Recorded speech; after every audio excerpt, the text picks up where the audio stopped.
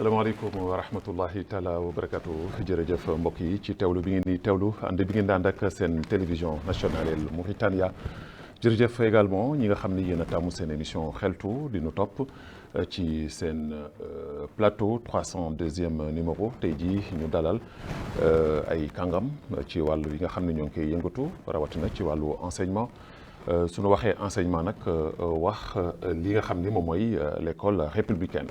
École républicaine boobu nag ci la ñu war a waxtaanee ci tey ji ci lu yaatu ndaxte bi ñu ko lancé ak léegi ci at mi la njiitu réew mi joxe ko lancé ko foofu nag lu ñuy taxaw seetlu xool fan la ñu toll nan la nekkee nan la ñuy doxee lan la nga xam ni moom la ci enseignants yi mën a yëkkati comme ay kàddu moo waral tax tey ji ci sunu plateau ñu invité kàngam ci maanaam wàllu woowu ku ci jëkk kii mooy Sidi Bouya Dieye. waaw salaamaaleykum sëñ Babacar na ngeen def donc xanaa di la d'abord remercier d'abord pour nous avoir donné l'occasion de ñu wax ci mbirum enseignement bi d'abord de l'école en particulier di rafetlu vraiment le fait qu'on discute sur le problème ñu waxtaan ci problème mu l'école républicaine alors nous sommes des produits ñun école Mauritanie lañ jóge maanaam war nañ si man indi suñu grain de sel wala suñu kàddu bu nga xam ni yaakaar na ni war nañ ko mën partager ak nit ñi waaw. voilà suñu ñaareelu invité Ousseynou Mbodj la Ousseynou yaa ngi ci terrain bi alors ñu lay nuyu di la ziar. Babacar di la fay di nuyu sama doyen yi muy Sidi ak Soxna Fatou. di am mbégte yow ci plateau bi léegi nag boo ci woowee dañ ciy sawar trop ci wax ci l'école comme ni que Sidi avancé l'école républicaine comme ni que sujet bi nam na tey incha allah. alors Soxna Fatou mbégte la ma dalaat la fii ci plateau xeltu tey jii nga jigéeneel plateau bi alors ñu ngi lay nuyu. asalaamaaleykum Babacar maa ngi lay fay. di nuyu ñi ma bokk ak plateau bi muy Sidi Bouye sama doyen ak sama rak Mbodj di nuyu tamit ñiy seetaan émission xeltu yëpp ak ñi ci waa kër gi yëpp di nuyu ñëpp ñi ngi seetaan di amaat nag mbégte di ñëwaat ci plateau bi di ñëw ci boo ñu woowee ci affaire ne jàngale école républicaine dañuy sawar wuy si loolu mooy woo nga naar ci guuxum sow. woo naa naar ci guuxum sow monsieur Dieye dama koy commencé ci yow tey jii ñu ngi sumb li nga xam ne mooy wax ni l'école républicaine comme ni nga ko junjee léegi yow dund nga ko parce que ci loolu nga xam xëy na man mii di wax ne loolu laa xam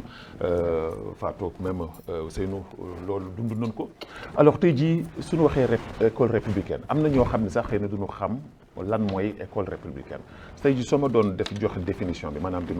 ma ko définir lan lay doon. waaw jërëjëf Babacar moom ci sama déggin école républicaine moo di école bu nga xam ni day jàllale les valeurs de la république bu nekk dafa am ay valeurs am c'est-à-dire que quel que soit wala ak nguur gu mu mënti nekk wala gouvernement da nga war a am projet de société c'est-à-dire da nga bëgg sa citoyens yi dem à tel niveau fii nga leen bëgg jaarale donc il va falloir nga former leen dans les objectifs que yow li nga fi nga bëgg yóbbu nit ñi et pour cela je pense que l'école moo di exemple bu nga xam ni war nañ fi mën jàllale xam-xam yooyu pour tabax le citoyen évidemment pour que li nga nam ma si ñoom wala fi nga leen nam ma jëmee aussi que ñu mën nga mën a atteindre ces objectifs waaw. alors soxna Fatou tey jii suñu waxee école républicaine tey jii soo ko doon jàngat di ko jox explication boo xam ne da nga koy expliquer tey jii askan wi nga xam ne ñoo ni seetaan pour ñu mën a comprendre lan mooy école républicaine. waaw école républicaine mooy man ci sama njàngat ak ci sama ni ma ko comprendre mooy école boo xam ni dañ ciy jox kenn ku nekk. képp koo xam ne dangay jàng ci école bi nga am ñu jox la ci sa chance nga xam ne yaa ngi ci sa biir réew am ci sa chance moo xam ne loo xam ne dafay comme son nom l'indique républicaine école république école bi nga xam ne ñoo ko moomal suñu bopp ñu war ci tàggat xale yi jox leen ci ñu xam seen bopp primo xam ñooy kan jox kenn ku nekk chance am kenn ku nekk gis ci boppam ci école bi am ay valeurs yoo xam ne tamit xale bi dañ ko war a def ci école républicaine bi muy justice honnêteté jàngale ci yu bari yoo xam ne loolu daal man mooy sa jàngat alors Ousseynou tey jii quand soo déggee tey jii Fatou Sidi wax li nga xam ne moom mooy école républicaine bi yow soo ko doon tënk yow tamit ci sa wàll noo koy tënkee. man du ma leen di épithète bi républicaine bi nañ ñam ci école d'abord ba pare. gis nga école boo ne école ni njàng mooy tabax ndaw donc ci lu war a tabax ndaw ci loolu noonu. duñu ko faussé donc bu ñu nee épithète comme ni wolof di wax rek balaa nga naan naam ne fa munoo faussé nag départ bi bëgg fa tegaat leneen puisque à chaque fois dañuy gis ay réformes fii réforme yi man damay jàpp ci ni mu ko jàngate c'est juste pour satisfaire benn portion bu ndaw que ñu teg ci base yu nga xam ni Mauritaniens yëpp ñoo ciy gis seen bopp Mauritanie njëriñu Mauritaniens yëpp la man moom foofu laay waxee danga may wax man la réforme 99 bi problème la bu ñu jogaatee ba 2021 ñu indilaat na école républicaine on se retrouve plus te ni ñu ko définir man moom ba léegi leeru ma ci xëy na doyen yi daañu ma gën a éclairer mais école républicaine man leeru sama biir bopp ba léegi waaw fekkee arabisation mooy école républicaine man du ma ci gis sama bopp keneen du ci gis boppam. alors monsieur Dieye est-ce que tey jii li nga xam ni moom la Ousseynou wax dafay dëppoo ak li nga xam ni moom mooy école républicaine parce que. soo déggee li mu wax dafay wax ni li nga xam ne moom mooy su fekkee ne arabisation la gisu ci boppam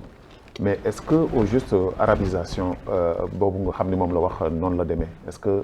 mbir mi quand on parle de l'école républicaine c'est l'arabisation man je ne pense pas est-ce que xëy na yow xalaat mën nga ci am beneen xalaat. en fait bon je du ma gisee noonu ni exactement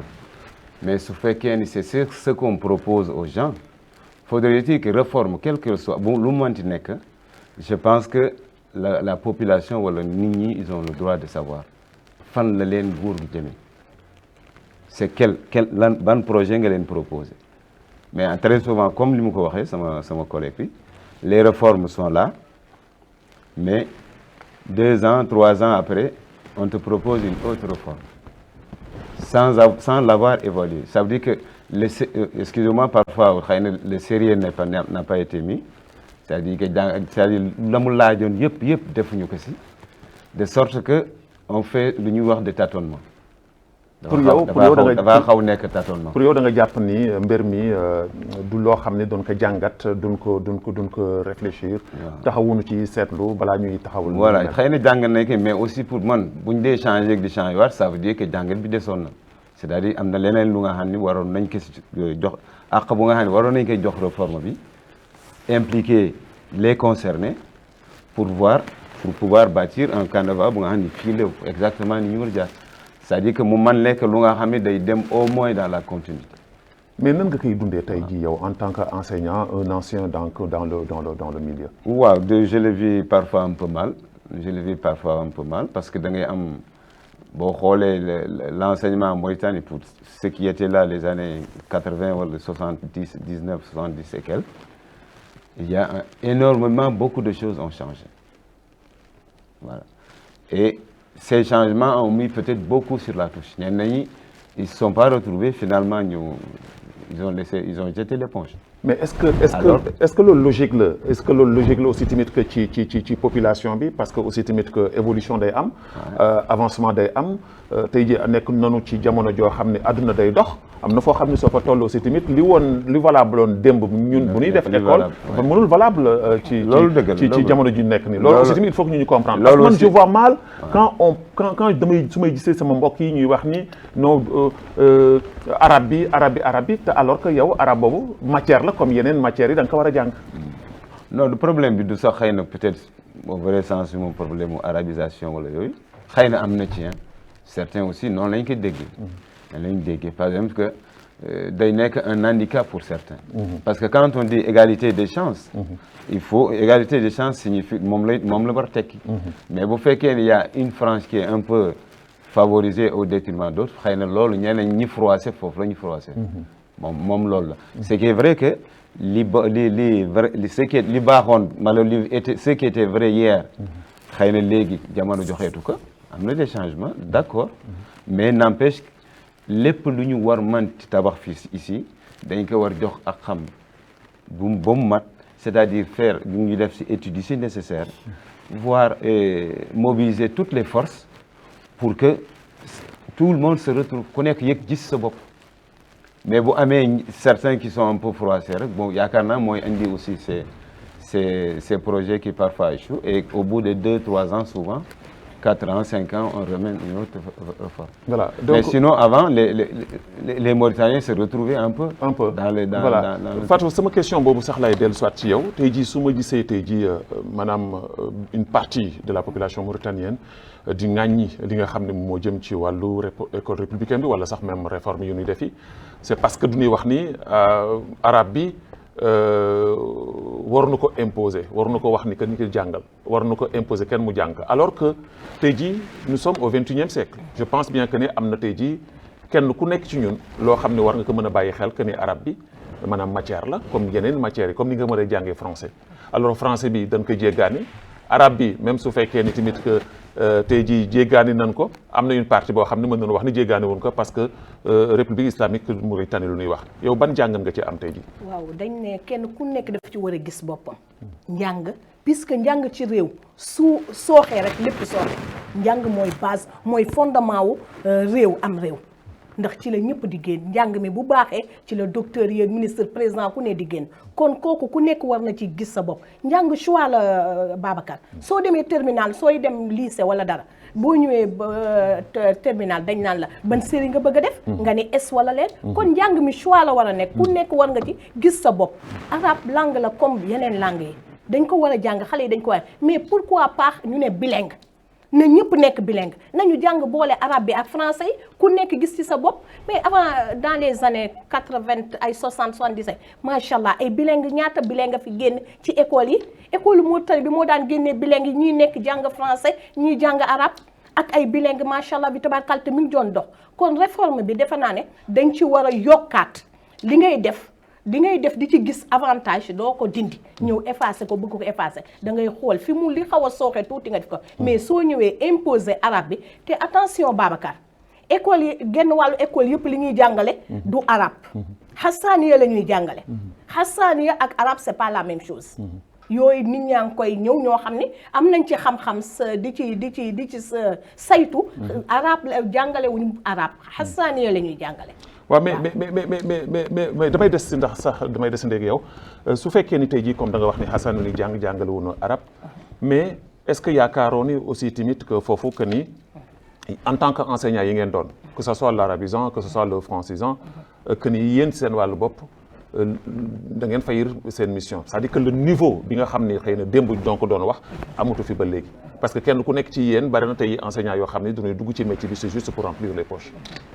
waaw loolu état am na ci part de responsabilité ndax démb ñi fi doon nekk enseignants yi fi nekkoon dañ daan jaar école normale supérieure ñu former ñu am amour métier bi ñu jël mais tey yow da ngay nekk kenn yaa war a recruter Babacar man sa xarit laa damay ñëw indi la sama doom nga jëlal ma ko il faut que ñu wax ni mbir yi ni mu demee il faut appeler les choses par leur prénom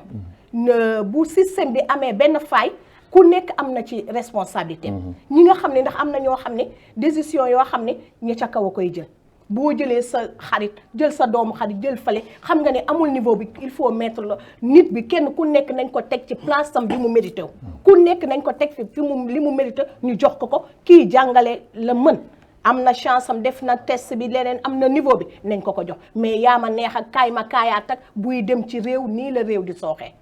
alors Ousseynou yow lan mooy sa xalaat. xam nga Fatou tudd na clientélisme mooy Babacar ma ngi fee mooy jël naa ko proposé mais problème bi gën na xóot noonu Babacar xam nga gis nga bi réforme bi ñëwee 99 am na ñu def concours ñuy dugg ENI ñuy dem NS pour nekk professeur ñii pour nekk ay enseignant mais instant boobu dañu soxla woon benn nombre ñi defoon concours ba réussir ñu ñooñu ñu jël defi wuñu formation 6 mois nañ leen defal lu ñuy wax formation accélérée ñi réussir concours ba dem école ñooñu ñu yóbbu leen sur le terrain ñoo waral 20 ans après résultat bi feeñ te lenn moo ci am état bi fa la leen waroon toppatoo dëggantaan mooy formation continue la waroon nekk amu fi fii bu ñu fi tuddee séminaire problème mu per diem la donc le problème est beaucoup plus profond que léegi nag bu ñu ñëwaatee indilaatul beneen slogan école républicaine slogan lay nekk politique politicienne puisque fan nañ ko teg xoolal image yu ñuy wan ni ay xale yu sol même tenue toog ci suuf c'est que ñu jël 2 dernières années yi pour baccalauréat daawaati jeeg 7% la daaw nekk 17% 7% bi li ko waral ñëpp xam nañ ko parce que les gens ont surveillé sérieusement puisque c'est dans la mentalité dëkk bi ñëppay tricher parents bi di tricher. est-ce que mais ñu ngi tricher di tricher. est-ce que yéen foofu amu leen ci part de responsabilité en tant qu'enseignant est-ce que li ma doon wax léegi Fatou jëmul aussi tamit que ci tey jii le niveau des enseignants aussi parce que ça pose problème. maa ngi ñëw Babacar gis nga les responsabilités sont partagées. tout à fait. comme li ma la wax léegi ci enseignant bi rek yow nga jël enseignant comme ni nga ko waxee xëy na chemin na lu yàgg bëgg na lu liggéey nga jël dugal ko école da nga ko war jàngal lu ñuy wax éthique ak déontologie ki def formation 6 mois 20 ans yaa ngi ko bàyyi muy jàngal amélioré wul te bu muy dugg mënul kooku fan lay former ku baax ku war a mën a réussir examen xam nga boobu benn la. ñaar mooy état bi pourquoi mu jël ñooñu bàyyi leen sur le terrain ba léegi nii deful leen lu ñuy wax formation continue ñett muy parents d'élèves yi. yow da ngay gis parent d'élève bu jël école am yóbbu doom yóbbu ko école privée xale bi du ubbi kayit chaque année mu indil ko moyenne de 12 il se pose doit se poser des questions. En fait cela veut dire que donc foofu dafay am tricherie. on a failli partout. gis nga dama lay wax bu simple Babacar gis nga élève mauritanien léegi nii dépôt xam nga ñu ci taawu dépôt yi. bu sa liste génnee li ngay jëkk a xool mooy ki nekk sama suuf kan la ak nekk sama kaw kan la kon lay toogaaleel examen ngay jëkk calculer la plupart. dañuy dellu si waat rek gis nga lycée Sapran année passée baccalauréat 0 admis la am mais nit yi dañuy yem ci 0 admis boobu rek nan la classe terminale di toogee toute une année amul prof science te muy ko F9 te loolu fii biir Nouakchott la problème yooyu kenn réglé gu ko ñu bëgg ñu indilaat beneen solo gaa dugalaat na ci yeneen l'école a failli fokk ñu defaraat ko ñu defar école ba pare balaa ñu wutaat beneen épithète buñ ci teg l'école mauritanienne nañ ko defaraat. wax bi foofu la. alors monsieur Dieye dégg nga li nga xam ne moom la Ousseynou wax. que l'école a failli ça veut dire que ni donc nee na les responsabilités sont partagées. alors lan tey jii moom mooy solution bi lan nga xam ne tey jii yow yaakaar nga ko en tant que un doyen dans l'enseignement nga yàgg ci am ci tuuti expérience lan nga yaakaar ne tey jii mooy solution bi loo xam ne tey jii suñu ko tegoon posé que tey jii ça peut régler le problème.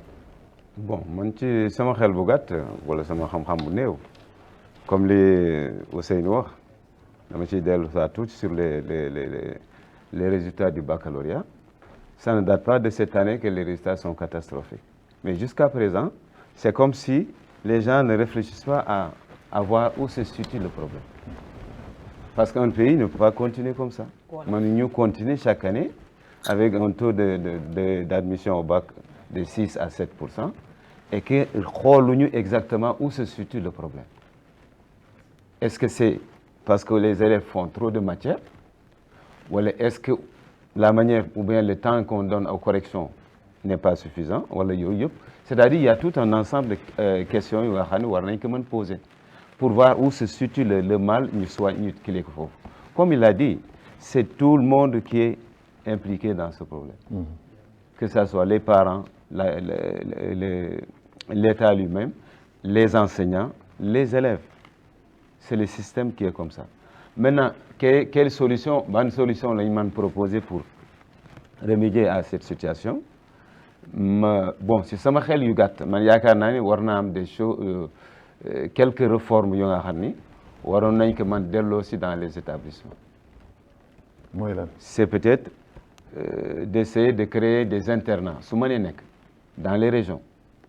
fixer les élèves dans les terroirs, que les élèves de Rosso étudient à Rosso, ñeneen ñi étudient, mais que l'État fasse un effort avec les communes pour qu'on instaure le système d'internat. Que les enfants travaillent plus, parce que moi je suis un produit de l'internat et xam naa gis naa njariñ aussi ce que ça a donné. Je suis un produit de l'internat de Rosso. xam naa ni à l'internat les élèves travaillent beaucoup. mais monsieur Dieye est-ce que internat boobu nga wax tey jii est-ce que tey jii yéen en tant que parents d'élèves je ne parle plus d'enseignants parce que ay waajur ngeen aussi parce que en général aussi waajur yi duñuy am benn problème ci côté boobu par exemple tey jii waajur bi nangatul séparé woo ak doomam internat boobu bu njëkk da nga amoon waajur boo xam ne dafa strict woon dafa amoon waajur boo xam ne jëlul woon nafsom ak bakkanam teg ko ci doomam jooju tey jii nag c'est autre chose Fatou mi tey jii doomam moo ko gënal bakkanam alors est-ce que tey jii internat boobu tey jii du loolu moom moo tax sax loolu kenn mënatu ko gis fenn. Non, mais je pense que dans le domaine de l'éducation, le parent est prêt à s'investir pour que son enfant aille apprendre. ñenn ñaa ngi yóbbu seen doom ñu def maxdara kooku posé wul problème. mais soo xoolee pourcentage bi barewul par rapport ak nu mu meloon. Non, mais par exemple pour dire pour le problème de l'école publique les résultats yi ñuy wax nii les 7 wala les 8%, hein, c'est peut-être les écoles privées qui font les 5 ou les 6. C'est le privé qui fait. Et le privé est presque laissé en rade. Hein. L'État ne s'occupe pratiquement pas du privé. C'est le seul pays où, par exemple, où le privé ne reçoit pas de dotation, alors que ce privé participe à la formation des enfants. Mais est-ce que tey jii privé boobu wala public boobu say jii public boobu tey jii waroon na ko gën a dëggal. est-ce que du ngeen jox tey jii. exactement man foofu laa doon voilà parce que c'est important aussi ñu dëggal public bi parce que yow xamoo woon privé man xaw ma kon keneen xamu ko effectivement c'est-à-dire foofu laa doon waxee. c'est-à-dire c'est de renforcer l'école publique ñu joxaat école publique gëddëm d'accord que les enfants travaillent correctement dans les établissements publics. loolu foofu laa doon waxee. bu ma nee affaire internat ça c'est le domaine du public. du privé. c'est-à-dire le privé c'est autre chose. un pays comme Mauritanie yaakaar naa ni privé waru fi woon il devait y avoir plus de privé que de public. te malheureusement c'est le cas. Il y a plus d'écoles privées que d'écoles publiques en Mauritanie. et loolu warul am. mais loolu jugul sax en Mauritanie les gens n'ont pas les moyens d'amener les enfants au privé mais parce que ñoom dañuy gisuñu seen bopp dans le public. Parce que quand on te dit un lycée a fait un taux d'admission de 0%, mais le parent, il a peur de laisser son enfant là-bas. Il préfère l'amener dans le privé ou peut-être, c'est pas pour faire la promotion des écoles privées, mais je dis que peut-être là, il y a un peu moins de problèmes que dans le public. Ça commence peut-être avec l'État commence à s'investir, à reconstruire les écoles. Je pense que les enfants reviennent. Mais il faudrait qu'il y aura d'autres mesures yi nga xam ne war nañ ko mën accompagner. Le truc de l'internat c'est un point seulement parce que xam naa ni nekkoon na lu nga xam ne peut-être obligé woon na xale yi ngay jàng parce que à l'internat tu es tenu à c'est comme un truc militaire. Les enfants vont étudier dañuy dem jàngi seen kële dañuy respecter ils ne sortent pas ils ne sont qu'à l'enceinte de l'école. Loolu c'était un moyen et je pense que l'État est à mesure avec les communes à ce que ce système soit remis pour que au moins dans les régions on ait des grands lycées où des enfants restent là-bas et travaillent. Et je pense man toog sama xalaat la bu tuuti la. peut-être am na peut-être d'autres solutions xëy na collègues daañu. alors Fatou tey jii soo déggee monsieur Dieye di wax li jëm ci wàllu internat bu njëkk dañ ko daan xam. c'est vrai que tey jii soo xoolee am na ñoo xam ne daanu jël seen doom yóbbu ko ci mahadara pourquoi parce que xam nañu li ci nekk ci njariñ mais tey jii ku mel na Fatou tey jii en tant que mère de famille sawarul tey jii jàqale ko ak doomam parce que loolu tamit part de responsabilité ci waajur yi la mu nekk loo xam ne tey jii indi na blocage bu bëri nan nga koy jàngatee yow en tant que tey jii mère de famille ci li nga xam ne moom moo jëm ci internat bi nga xam ne dafa daan am bu njëkk ci école tey jii gisatuñ ko pratiquement mu am lu bëri lu mu yàq. balaa may ñëw ci loolu question bi nga ma posé damay ñëwaat yokkaat tuuti ci li mu wax ci affaire école publique bu njëkk Babacar école privée amul woon kenn xamu ko école privée pour ñi nga xam ne xale yi amul woon moyenne ñoo daan dem école privée ndax ñi nga élèves yi nga xam ne ñooy jàng am moyenne ñu ngi woon ci public bi kon privé xale yi nga xam ne dañu échec woon ñoo daan dem privé mais tey c'est le contraire. kon loolu état war na ci toog jàngat ci bu baax a baax pourquoi bu yàgg école publique yi amoon doole macha allah ñëpp di ci jàng di ci génn di ci réussir tey muy échec total kon war na ko càmbataat jàng xool lan mooy problème bi dellu si waat xool ko ba pare école privée yi nekk fi école yi di judd comme des champignons kon loolu war na xoolaat jàngat bi lan mooy góom bi góom nag il faut que nga xolli ko def ci alcool faj ko dina neex ñii du leen neex mais il faut que il est temps que état taxawaat xool ka ndax xam nga ne école privée dafa metti dem ji ca fay sa xaalis soo gisee école publique bu baax xam nga ni ci ngay dem yóbbu ci sa doom. mais est-ce que tey jii mënu leen aussi tamit que nangu benn effort même su fekkee ni xëy na des na lu bare pour ñu mën a taxawal loolu que ni état bi am na loo xam ni au moins que courage la ñu taxaw tey jii ni du ñu bëgg une école républicaine même su fekkee ni du mën a régler ci benn at du mën a régler ci ñaari at il faudrait vraiment un suivi mu am benn mbir moo xam ni dañ koy topp ñëpp jàpp ci enseignement bi enseignants yi parents yeeg ñëpp jàpp ci pour mu mën a réussir. waaw mais pour l'intérêt général bien moom sûr. état mi ngi def ndax macha allah kenn ku nekk gis na ci dëkk bi mi ngi defar ay écoles yu bees mais bopp béjjën du njëkk sax bopp. da ngay gis école publique yi ñu man gis naa PK école publique bu ñu tabax ba pare presque mi ngi tëjee une année. pare na mi ngi tëjee une année kenn ubbiwu ko kon école boobu mais boo amee ay réforme day ànd ak mesure d'accompagnement wuti ay table xam nga ne école kese xale yi du ñu ñëw li ñu ko waxee woon sol ay uniforme toog ci suuf xale ay table banc lay jàngee. xale war nga defar toilette et ainsi de suite beaucoup de choses kon nag béjjën du njëkk sax bopp da ngay xool mesure d'accompagnement yi xool ko étudier ko xool ci li ngay dugg defal ko étape par étape def ko ci moom mi ngi def doyul mais dafa war a gën a yokkaat ñax te nag wax dëgg yàlla xoolaat kenn ku nekk fa nga méritoo ñu teg la fa yaa ma neex ak yaa ma safante moo yàq àdduna kenn ku nekk fii lii Babacar journaliste la fii mooy place am nañ ko fa teg man Fatou jàngale laa dem nañ ma fa teg mais yaa ma neex ak yaa ma safante kenn ku nekk pour faire plaisir kenn mënul satisfaire ñëpp kooku yàlla kese moo ko mën waaw li nga doon wax nag ci waxu internat yi macha allah ndax man Rossa laa dëkk xam nañu boobu temps lycée Rossa internat ku ñu macha allah bi tabarkàlla ñi baax ñëpp ci Mauritanie genn wala ñëpp fa ñu jaar mais lan mooy problème bi mooy tey àdduna dafa yàqu tey àdduna dañu toll ci àdduna boo xam ne dafa yàqu réseaux sociaux yi jël seen part lu nekk yu baree bari jël seeni part tey moo tax surtout ñi nga xam ne ñin yaay yi jël sa doom tamit te xamoo fi nga koy yóbbu jël sa doom rek sànni ji ci internat xëy na suñ ko defoon benn année ba ñu gis qu'est-ce que ça donne xëy na ñu waaye ñëw rek buñ ko fi comme proposition bi jee def bañuñu ko de bañuñu ko suñu gisee ni ubbi nañ fi ay internat defal ko ba mu baax kenn ku nekk da nga fay yóbbu sa doom ndax sa doom mooy sa avenir doom mooy sa avenir kenn ku nekk sa doom ngay ñaan yàlla mu gën la waaw. monsieur Mbodj tey jii lan mooy responsabilité bi nga xam ne tey jii moom la waajur bi am par rapport à cette école républicaine et à cette réforme je veux dire ban responsabilité tey jii la waajur bi am état dafa am nu muy doxee am nu muy tëddee ñoom am na seen programme boo xam ni taxaw nañ ko nit ki mën na ŋàññi ni lii muy def baaxul wala lii muy def kat c'est prématuré mais tey jii su fekkee ni samp na nga xam ne tey jii état mooy nguur te mooy doole lan mooy cëru waajur bi nga xam ne tey jii moom dafa war a tey jii taxaw am benn taxawaay boo xam ne war na ko taxaw lan mooy rôle am. gis nga école républicaine wala école publique amul Mauritanien moyen bu ko mën a bañ Babacar no li ñuy def parents yi mënuñu ko fay privé en moyenne benn élève minimum 500 000 par mois nga am ñett ñeent amuñu ko donc mais état bi mën na ko mais ni mu ko bëgg a defee moo dul noonu une école républicaine gis nga yi ñuy wax lycée d'excellence pourtant dafa fees dell. Pourquoi? Puisque nit yi xam nañu foofu jàng nga fa foofu sérieux mi ngi fa mais comme li Fatou Fall waxee nii soo demee ba Sabxa am na école ba nga xam ne ba école maanaam garaaw nañ ko tuddee xale yi dañuy xëy delluwaat. maanaam garaaw c'est-à-dire. on n'apprend pas chaque jour xale yi dañuy xëy si am enseignant n'est pas en place donc fekkee loolu te gisuñu fi changement en fait ñun bu ñu gisee changement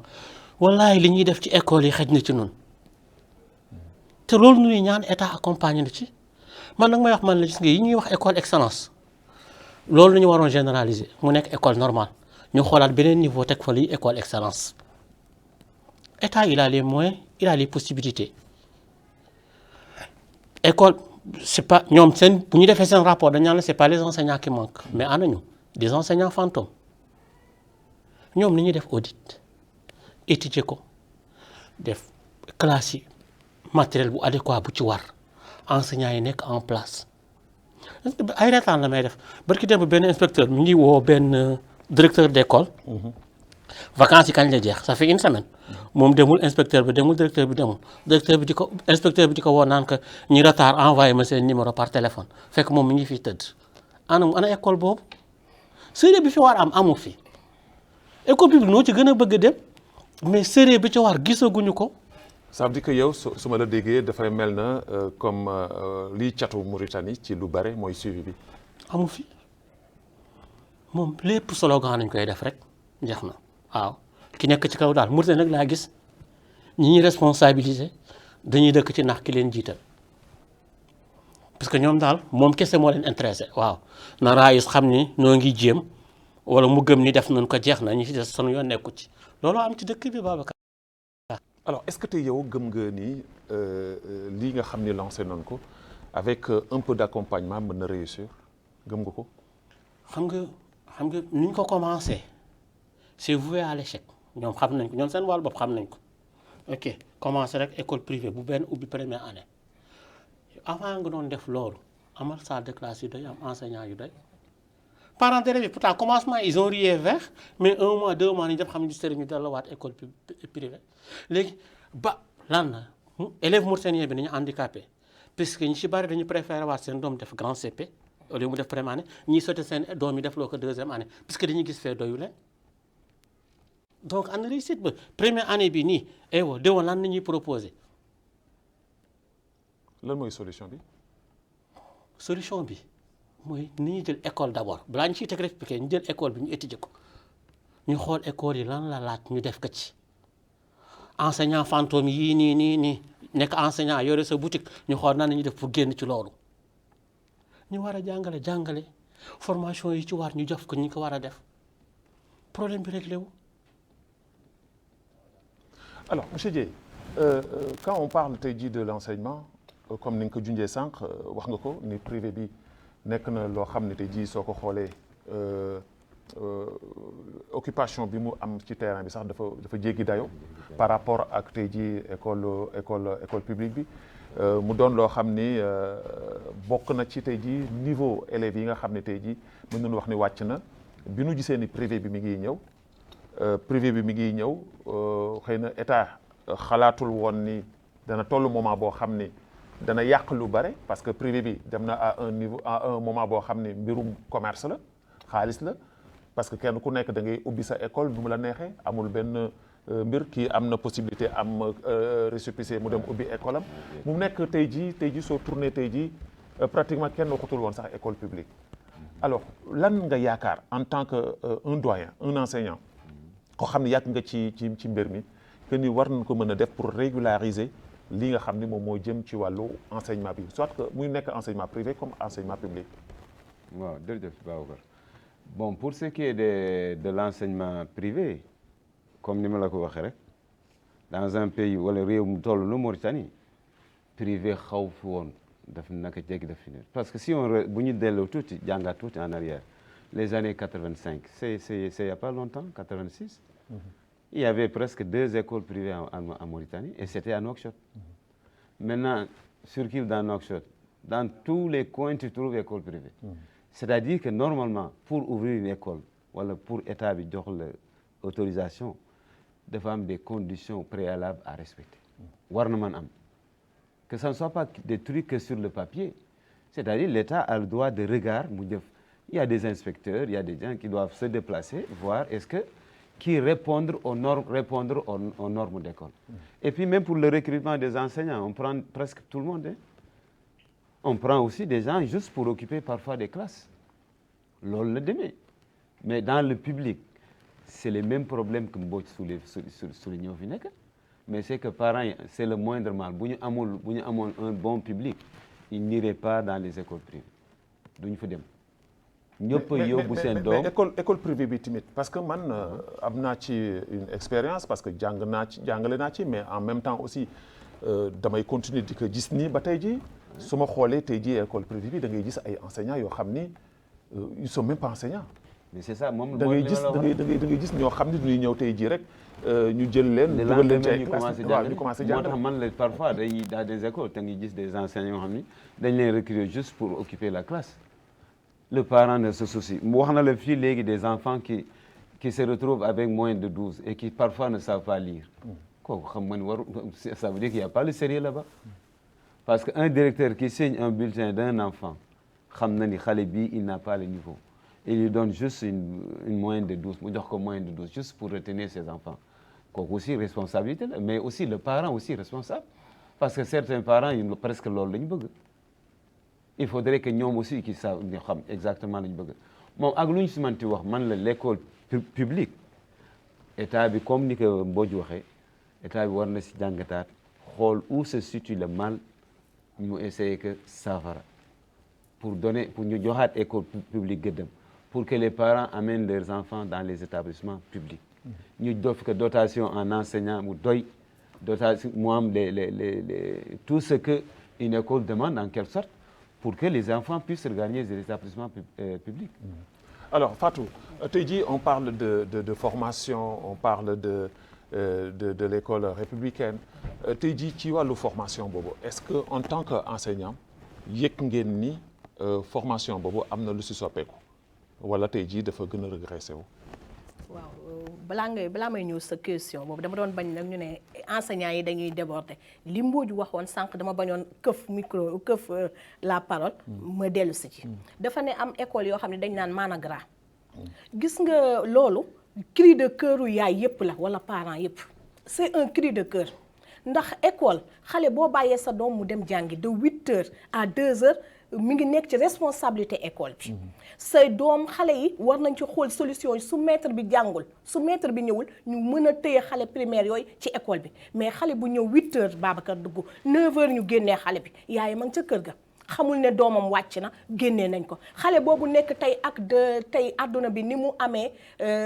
tey li fi nekk tey ça veut dire que xale yi tey naxaas kii yi ñuy for feeraay bi ñuy for di ko jaay xale boobu nga génnee ko mu daw dem ànd ak ay moromam ñu romb di fortaatu yëfu jàmbur bu ñu romb jël ko xam nga délinquance a ngi dugg si mais kooku est-ce que du responsabilité waajur bi déggoo li ma wax de école ba la dem jàngi enseignant ba absenté mais kooku war nañu am au moins kon benn suppléante wala benn suppléant boo xam ne dina tëye xale yi foofu tëye leen fa ba 2h ñu wàcc mais dañuy génnee xale ba xale bu xëy 8h 9h wala 10h ñu génne la yaay ja amu ca part de responsabilité ndax kenn informé wu ko wala parent kenn informé wu ko mais soxna Fatou éducation tamit yow sa doom waaw soo ko inculqué benn éducation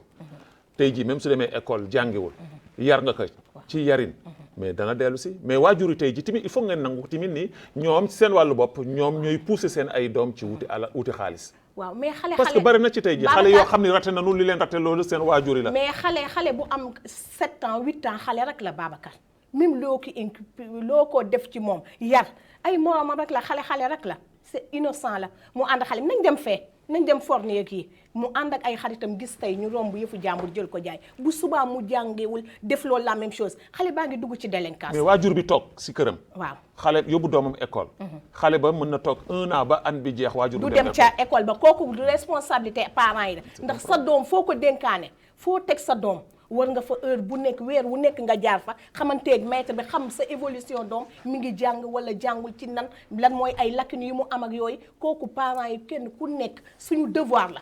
ndax doom yi kenn ku nekk doom yi ñun dañu mel ne ay sàmm lañu bu ëllëgee yàlla daf ñu doon laaj xale yi nuñ leen di yare kon war nañu dem di nemmeeku ji en plus dañ doon wax ci affaire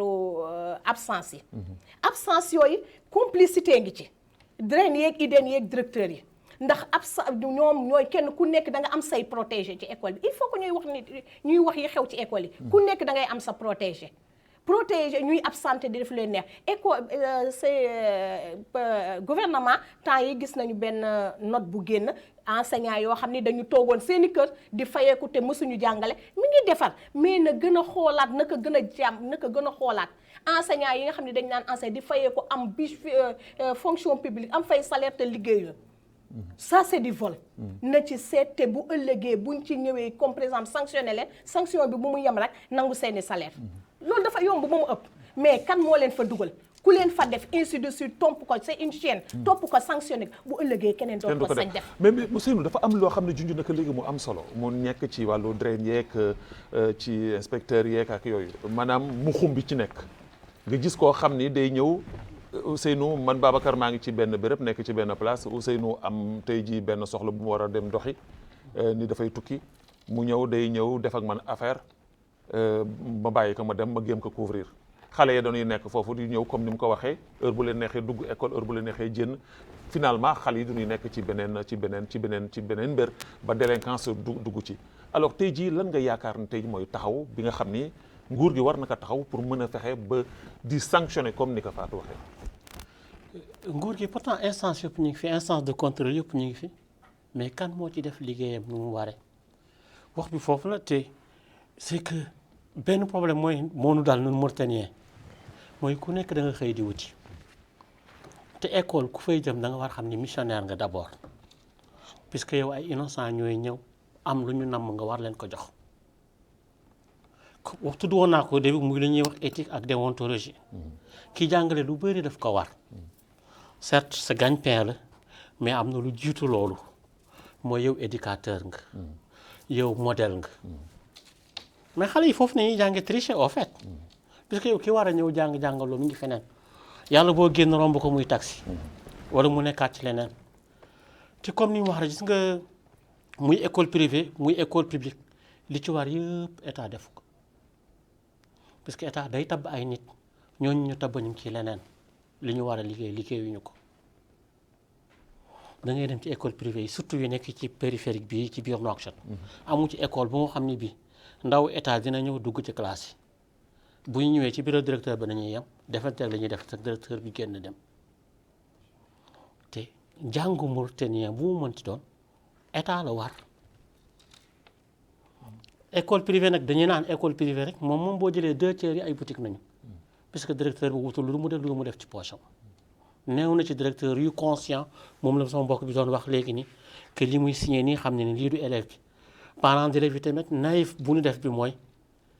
dañ naan non sama doom bu redoublé damay fayaat classe bi yaa ngi xalaat fay ba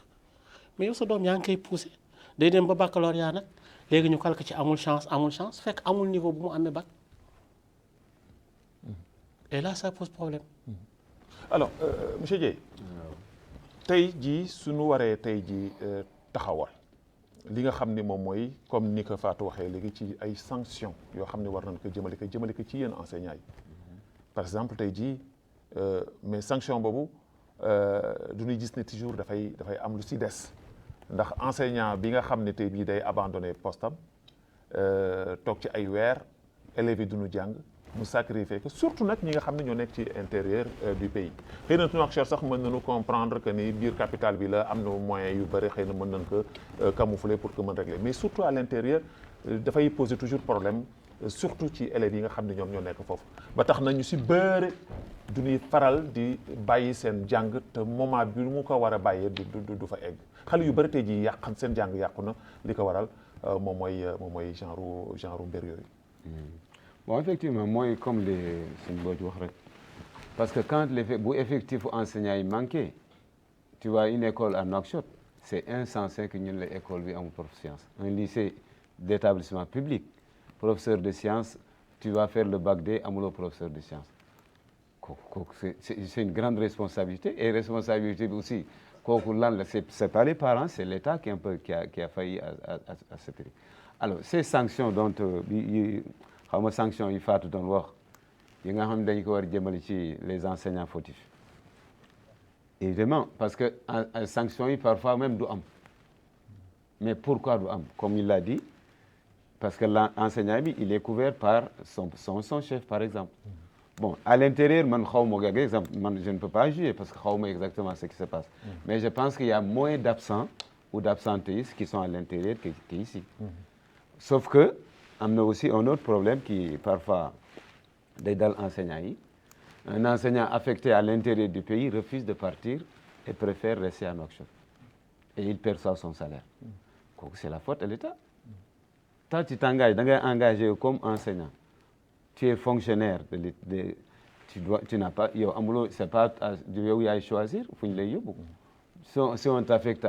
au fin du pays, par exemple à Néma, mais tu dois y aller. Ou bien tu laisses le poste à quelqu'un d'autre. Parce que sous l'État a encore participé à la formation de ces enseignants, parce que moi, je comprendre un peu en Mauritanie, c'est que nous avons 10 ans, je ne sais pas, ou parfois plus, sans former d'enseignants. Les collèges augmentent, les lycées augmentent, les établissements primaires, problème. Mais quand on va au secondaire, il y a plus de collèges, pratiquement toutes les communes, les lycées. Mais un lycée sans enseignants, c'est un lycée que de nom, tout le cassé. Voilà. Alors certains, ils ont peut-être un parent au ministère qui les nomme quelque part, qui est là en train de dormir à Nouakchott. Alors, pendant ce temps, l'école BIC affectée, l'enseignant n'est pas là. On n'a pas trouvé son remplaçant. Mais comme elle l'a dit, c'est la faute de l'État. Il faudrait que parfois aussi, il y a des choses, sanctions, dans le privé, peut-être ils ont moins de problèmes. Parce que c'est une sanction, c'est un peu pécunier, c'est l'argent. Tu es absent, tu n'es pas payé. Pratiquement, c'est la seule sanction. Que peut-être ils trouvent un remplaçant. Comme nous, c'est un engagement c'est presque annuel, c'est des contrats annuels tout le temps. Là aussi,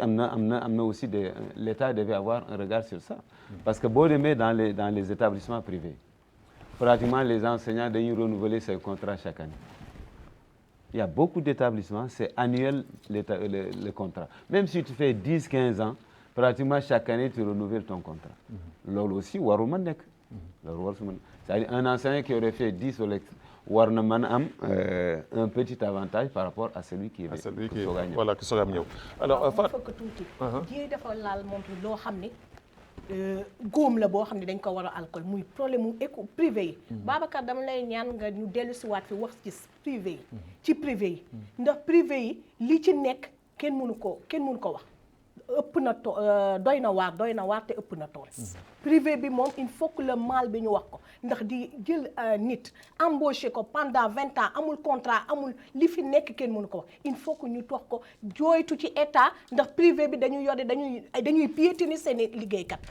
xam nga système mu privé bi mooy lan être chez toi et travailler dans la clandestinité. ñi nekk dem clandestin Europe ñu leen di exploiter ñi nekk fii ñoo ko raw exploiter ñu leen di exploiter kooku ñaan nañ la ko nga mayal ñu beneen émission ñu ñëw toog fi wax li ci xew. daan ci def débat spécial def ci ay reportage yoo xam ni daanu laal fépp voilà même su laajee ñu dem au niveau du ministère dem feneen pour mën ci def ay jàngat kenn ku nekk wax ci xalaatam parce que loolu tamit c'est un problème mais damay des ak yow ñëw ci beneen poñ muy aspect wu li nga xam ne moom mooy jëm ci wàllu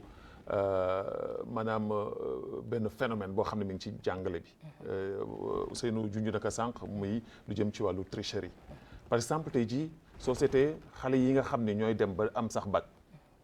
maanaam tricherie moo leen ko may nga xam ni da ngay dem ñu lay pousse di la pousse ba nga am bac boo xam ne yow A ni B xamoo ko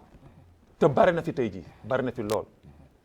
ban xalaat nga yaakaar ne tey jii loolu war na mën a dakk war nañ ko mën def pour mu mën a dakk parce que suñu continuer ni comme wax ngeen ko sànq yéen tey jii yéenay cëslaayu république ndax tey enseignant su fekkee ne amul ci réew wala taxawunu enseignant yi nu leen war a taxawoo wala formé wu leen nu leen war a formé réew ma soo moytuwul day suux. waaw tricherie léegi moom xale yi métier lañ ko def. ndax le temps bi ngay toog di dem di recopier ay leçons tout récemment bac bee passé xale bu jël loxoom bind gis nañ ko ci réseaux sociaux yi bind ko ma fi mais temps boobu ngay jël di ko bind ak di recopier yooyu formule yooyu boo ko jàngoon du dugg mais non facilité la puis facilité la ñoom puisque dañ ko tàmm nag ca biir école ya sëpp la ko bëtt nga ca biir ca école ya lañ ko tàmmee commencé ba ñuy jàng à bas âge di tricher ñu leen ciy bàyyi and ces complicité enseignants yi ñun enseignants yi am nañ ci suñu part de responsabilité ndax ñun suñu bopp des fois pour faire plaisir jiy daf may jox doomam pour faire plaisir jee xëy na daf may buuxal dara doomam bu amul moyen tamit dinaa fexe ba mu am moyen pour note de complaisance pour faire plaisir à jee xale boobu tàmm loolu facilité boobu su demee ci beneen maître wala feneen foo xam ne rigueur dafa nekk amul beneen solution lu dem day dem rek ci tricherie dafa ne lii moo fi nekk kon xale yi war nañ leen di inculquer ay valeurs yu baax wane ne tricherie jàng leçon la yu ñuy jàng ay formule bu dee lu mu doon da nga koy jàng di ko jéem ko di réviser fajar di nafar ndax dañ daan jàng xale yi tey jàngatuñu ndax jàng dañ daan xëy comme alxuraan fajar di ko nafar xale yi tey ñu temps bi ñuy amatuñ sax temps wu réviser ndax réseaux sociaux yi te yooyu parents yi am nañ ci responsabilité école bi am na ci responsabilité ñëpp am nañ ci responsabilité mais tricherie boobu daal wax dëgg yàlla phénomène la boo xam ne wax dëgg yàlla mais gisaguñ ci sanction tout daaw wala daaw jéeg lañ fi gis benn lycée boo xam ne enseignants yi nee ñu professeurs yi ñoo bac ñoo doon wan xale yi kon kay enseignants yi la suñ ñin la nañu boobu am na yoo xam ne dañ koy nangu ne enseignants yi la Ousseynou enseignants yi ngeen doon tey jii am ngeen ci une part de responsabilité wala la plus grande part de responsabilité yéen la parce que comme ni mu ko waxee am na ay enseignants yoo xam ne tey jii xaalis bi ñu leen di jox benn somme d'argent bi ñu leen di jox dañ leen jaral ñu trahir seen profession alors tey jii ci wàllu tricherie boobu tey jii dafa jéggi dayoo élèves yi tey jii seen niveau le niveau est très très très très bas te li ko waral yëpp mooy tricherie te tricherie boobu il a été encouragé par l'enseignant et comme même par le parent parce que ñaari responsabilité côté yëpp la parent bi si boppam dafay encouragé même njabootam mu nekk ci yenn tricherie yi est-ce que tey jii yaakaaroon ni tey jii loolu aussi tamit c'est un mal. C'est un mal et trop profond même est-ce que li ko mën a faj dëggantaan mooy ñun ñëpp ñu def suñu bopp ñu tricherie baaxul. te loolu pour nga xamal ko xale bi yow sa wàllu bopp da nga war génn ci tricherie des fois damay laajte est-ce que am na feneen ci àddina bi ñu ni bag nañuy def ñu ni noo coupé nañu réseau bi Mauritanie na nga koy gisee te bu amulee non mais dafay am centre d'examen yi nan la fay demee comme li mu wax nii à l'intérieur du pays xale bu war def brevet jot parent moo koy jël inscrire ko à l'intérieur parce que à l'intérieur la nañ fa dégg enseignants yi ñooy recopier solution yi ci tableau bi donc lan la ana fan nañu teg njàng bi fan nañu teg valeur u diplôme yi dëkk bi yëpp nërmeeru nee naa la ci njàng mi donc lépp nañuy defaraat xale bi moo war xam ni diplôme mérite la xam-xam la jàng sacrifice la laaj ana kuy jàng te du ubbi kayam yow boo ubbee kaye bi école la pour recopier ba pare nag école privée yi liñ ci avantage bi ñu ciy def bi mooy ñoom école privée la donc non kii su ma ko redoubler papaam jël ko yóbbu ko feneen papaam moom tamit non du fayaat classe donc comme ni mu la wax chaîne lay doon ku nekk am nga ci sa responsabilité léegi pour loolu dañ nag fokk état bi accompagner ko mooy examen yi na nekk 2% mais na fekk 2% yooyu am nañu mérite bu ñu ko defee ñaari at ñett daañu commencé jàngaat dina métti trop nag li ko fiy jëlee du yomb mais fokk ñu yegg foofu. il faut ñu egg foofu mais am na beneen mbir bu ci nekk monsieur Dieye mooy tey jii suñu waxee maanaam tricherie wax lépp mooy li jëm ci wàllu internet tey ji bu njëkk dañ daan wax ni dama mës a dégg ci Cheikh Ahmed Tidiane Sy Al Maktoum mu wax ko mu ni bu njëkk suñ daan jël mathématique jox la nga koy war a di ko toj da nga koy def sa xel mi moo lay wax ni la x au carré nangam ak nangam ak nangam nga koy ngay wax di bind di teg xel mi di liggéey cerveau bi di travailler sidditi di dem tey jii résultat yëpp tey jii sama téléphone bi su ma ko taalee dama koy am suñu ma joxee benn affaire ma jël sama téléphone bi bës si mu jox ma résultat bi ma copier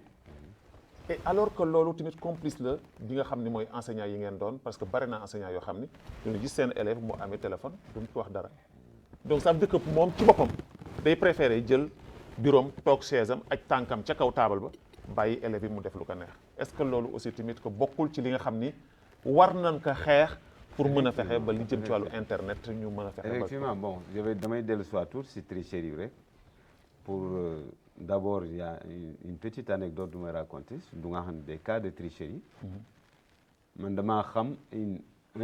élève qui était en classe de de 4e au collège. Élèves yi bi ñu demee ba fin d'année au conseil ñu defal conseil dans leur établissement l'élève devait reprendre la classe.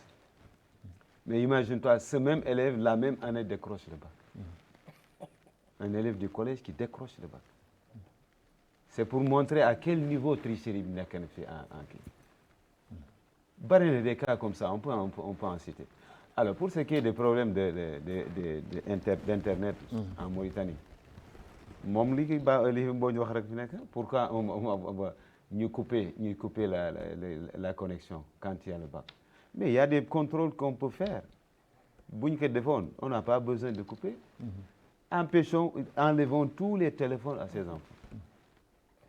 Et même ailleurs même, il y a d'autres niveaux de la tricherie. Bu bac ñëwee wala brevet par exemple, tous ces parents que tu vois devant les portes des établissements, pourquoi ñu fiy toog? Pourquoi autoriser ces parents à rester devant les portes, les salles, des centres d'examen? Mais centre d'examen, c'est l'élève qui doit être là-bas ou les élèves qui doivent ñoo far nekk avec les surveillants. On peut mettre les services de sécurité, la garde ou truc comme ça pour circuler. Mais parents yi amuñu fa benn. Une fois que tu déposes ton enfant, da nga war dellu sa kër. bàyyi ko moom bay heure ba mu war wàcc nga ñëw jël si ko yóbbu ko kër. Mais tu vois des parents camper devant la porte. Mais yooyu yëpp day favoriser la tricherie. Parce que ces parents parfois en complicité avec ñi nekk devant les portes et les surveillants, ils arrivent à parfois circuler un message. Permettre à l'enfant qui est à l'intérieur de tricher. te loolu yëpp baaxul. Fatou loolu yëpp baaxul. Fatou li nga xam ni moom la ñu wax léegi ci wàllu tricherie bi mais dafa am beneen aspect aussi boo xam ni yéen di ngeen koy dund waajur yi da ngay gis waajur boo xam ni dafay jënd portable boo xam ni enseignant ba mënu ko yor mënu ko jënd sax parce que moom su ko jëndee ci salaire am day jeex tàkk wala sax du mat salaire am nga gis que élève boo xam ni da koy am waajur moo koy jëndal jox ko day préférer moom sacrifier boppam jëndal ko téléphone boobu. Alors tey jii su parent su waajur élève enseignant ba ñëwoon sax bëgg sanctionner élève boobu waajur ba mooy jóg ñëw song enseignant bi da koy jaral sax indil ko ay jafe-jafe créer ko ay problème. waaw loolu parents yi inconscient rek la ndax sa doom warul a gënal sa bopp. xale bi xëy na nouveau technologie da am na des fois dañ ciy jàng lu baax nga ci lu bon a ngi ci waaye xale bi lan laa mënul concevoir xale yi di jël portable yi di yóbbu école te tey enseignant bu fi jël portable xale confisqué ko balaa journée bi jeex nga gis parent bi mën nga ko bañ a gis année bi yëpp de waaye soo laalee téléphone doom bu subaa première heure nga balaa ngay yow enseignant bi di dugg ci jàngalekat bi di nga ko ñëw fekk ko fa. bu dee parent bu compréhensible sax wax la cay def bu du keneen histoire la cay indi. mais yooyu def nga ne ak portable jëndal ko portable bu cher mooy tax mu avancer jàng mettre ko dans de bonnes conditions mu jàng wan ko ne ko jàng la lii bu ëllëgee bu réussir ci njàngam lu mu bëgg dina ko am. mais jàng xale bu tolloo ci jàng dañ koy pousser muy jàng di ko privé di ko nangu téléphone dañu mënul concevoir man mënuma concevoir gaa xale bu nekk ci classe d'examen wala dara di yore téléphone. ay xale bu ñuy jàng dañuy yem xale day yem ci cadre xale. xëy na nag dina am ay exercice am yu mu war a def ñëw waaye war nga yow am sa bët di surveiller portable xale yi. ndax laisser aller bi sa doom da ngay tëdd keroog dafa am ku ne ma boo tëddee sa doom fanaan di wër àdduna man ka lan mooy lool mu ne ma da ngay tëdd sa doom tëdd sa ginnaaw. mu ne ma yore téléphone bi di wax ak ña ca àdduna sëpp di wax ak ñoom. ba bis set kon yooyu ñun war nañ ci veiller surtout ñun yaay yi nag surtout ñun yaay yi. di ci veiller téléphone xale yi suñuy dem école nga nangu téléphone bi am na yenn téléphone yoo xam ne gaa xale daf ko soxlawut. tout à fait dara jarul yàkkamti. tout à fait lu nekk étape par étape. tout à fait alors l'émission presque jeex na tàkk ma fee signe que jeex na tellement que dafa gaaw alors mais comme ni ko Fatou waxee dana am beneen jotaay boo xam ne daan ko gën a yaatal. avec des reportages d'appui yoo xam ni dana leeral lii ji enseignement bi jafe-jafe ci am école république ak yëpp léegi damay bàyyi rek ñu def tour de table su commencé ko ci Ousseynou ngeen tàggoo ak mbokku téléspectateurs yi ñu joxe daje incha allah prochainement. waaw Babacar ça a été un plaisir wax dëgg yàlla ñëw partager ak sama naatoo ko te li fi génn am na solo benn jooytu nag nu ñuy jooytu baa ñu fi jogaat muy jamonoy Covid ñun ñi nekk dans le privé. dañu ñu dikkoon ba léegi ne te xaalis boobu nañ débloqué ko woon nañ ba léegi Babacar métti woon na trop toog nañu ñaari at sans salaire état mauritanien ni woon daf ñuy accompagner.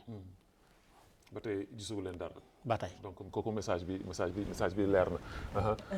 waaw Babacar ñu ngi lay remercier di amaat contentement heure bu nekk di ñëw ci sa émission ndax njëriñ moo ciy génn dañuy ñaan yàlla nag tey lii ñu fi waxtaane yàlla bu mu dugg ci nopp tax yàlla na am dégg ak jëfe loolu la ñuy ñaan yàlla ci daraje Seydina monsieur Dieye. waaw xanaa comme ni ko collègue waxee di la jaajëfal c'est-à-dire du tout le temps ngay am des occasions pour man wa ajouter ce grain de sel dans le fonctionnement du pays mais xam naa rek danaan ku nekk daal fa sa degré responsabilité toll essayer si apporter li nga mën apporter pour que l'école marche. Très bien. Voilà. Alors voilà donc merci beaucoup di gërëm bu baax Ousseynou Mbodj Fatou Fall ak Sidi Bouya Dieye ci invitation bi nga xam ne tey jii accepté nañ ko tey jii ñëw jàkkaarloog ñun waxtaan ak ñun ñu leen di gërëm di leen sant di leen jox daje incha allah nekk